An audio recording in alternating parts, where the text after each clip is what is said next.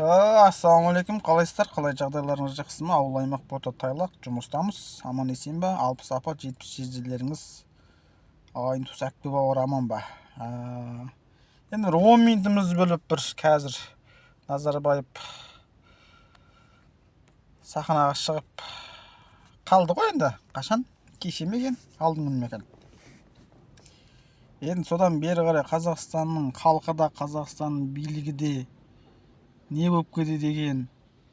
Енді билігі енді білмеймін, билігі қалай реакция білдіріп, бірақ халық кәдімгідей не болып қалды, бұл не ағып барды деген сұрақтар ойларын мазалап жатыр деп ойлаймын енді. Енді осы жерде бір екі депутаттың сөзін сөйлеген біреуін жазбасын оқыдым.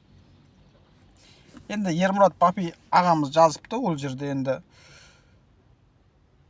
сүмең деген, бұл не деген сүмең деген жүріс кезінде бүкіл елді және де қол астындағыларын енді көп жазған ел жерде, мен өзім түсінгенімді айтайын, бір шыбықпен айдаған еді. Енді қазір тағы сахнаға шығыпты дейді. Және кеше айттық, Қазақстан билігінде кімді, Назарбаевты Қазақстан шығуға тыйым салу керек деген мәселені көтеріп жатыр. Одан кейін мынау Мақсат Толықбай деген кезінде журналист болған, қазір депутат қой, ол да айтып жатыр. Назарбаев жоқ болып жүреді да, жылдың соңында сол Санкт-Петербургтен бірақ шығады, ол жаққа неғып барды, оны ешкім білмейді. Қателеспесем, қазір биліктің басында отырған депутаттардың да білмейді, сценарийді білмей тұр ғой. Алдында ана бір тәтеміз депутаттан кетіп барлығы сценариймен болады деді ғой. Енді бұл сценарийді білмей тұр. Бұл сценарийді Назарбаев болмаса өзі жазайын деп тұр. Не болса да былай деп айтты. Папи бұл не деген сүмең деген жүріс, бұл жүріс негізі болмайды депті. Одан кейін Мақсат Толықбай ол жаққа неге барды? Же болмаса біз білетін, біз білмейтін активтерін Ресейге тығу үшін барды ма деген әңгімені әкетіп жатыр екен енді. Енді мен өзім ойымды айта кетейін.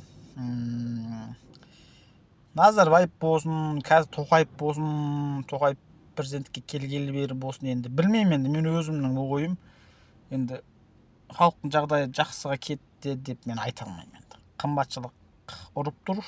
Енді айлық көтерілді ма, көтерілмеді ма, мен өзім енді мемлекеттен айлық алмаймын, білмейді екенмін.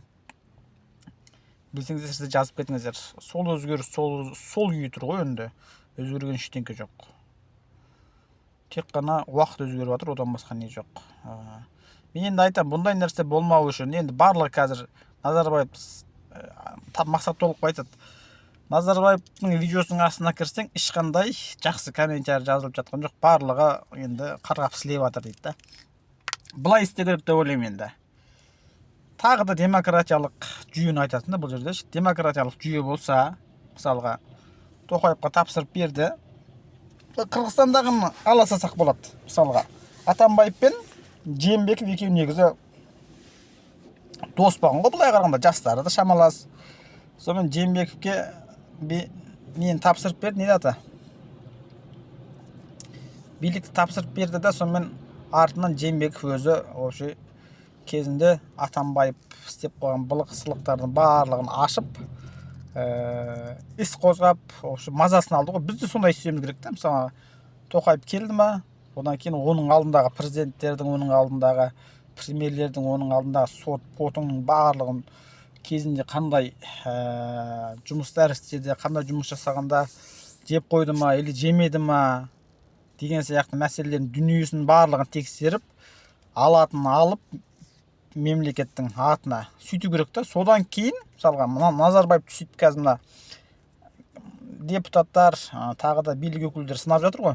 Солай істегенде Назарбаев пішаққа шықпай өзімен өзі құрсын деп кетер ме еді деймін да. Тоқаев та оны көріп, Назарбаевты тексеріп бастағыңыз, Тоқаев та өз ойланады. Мынау мен кетсем, мен артымда негізі қазбалайды, одан да тыныш жұмыс істейін, адал жұмыс істейін деп кез келген шенеунік сөйтіп ойлайтын еді деп ойлаймын да. Енді мына жақта тұрып алып кезінде, ой, Нұраға, сіз болмасаңыз енді біз енді сіз болмасаңыз жетім болып қаламыз. Сіз болғанда барлығы жақсы болар еді деп енді барлығын кім айтпақшы, Ермұрат Бақи айтпақшы, барлығы бір қатарға тұрып енді әңгімені ант берді ғой. Нұраға, Елаға деп. Демократиялық жүйе орнамай, халық оянбай, ештеңе өзгермейді деп тұр әңгіменің ашығы. Енді білмеймін, енді жақсы басшы кеп, елді ойлап қалды, жақсы басшы кеп, елін алдыға дамытып жіберді деген елдер бар, бірақ бір басшыға ғана байланысты емес те болшы. Басшы келеді, соған халқы да сол басшыны талап етіп, не істеп жатсың, президент болғалы бері 2-3 жыл болды, өндірген ештеңең жоқ мысалыға да, деп, же болмаса жақсы істеп жатсың, екінші ретте отыр деген сияқты әңгімелерді айтса, негізі бұндай жағдай болмайтын еді. Президент ауысқан соң, әкім ауысқан соң, директор ауысқан соң, прокурор ауысқан соң, тағы кім, депутат ауысқан соң, оның артына обязательно тексеру керек та. Антикорды қазір кемімен қосып тастады мысалға ше.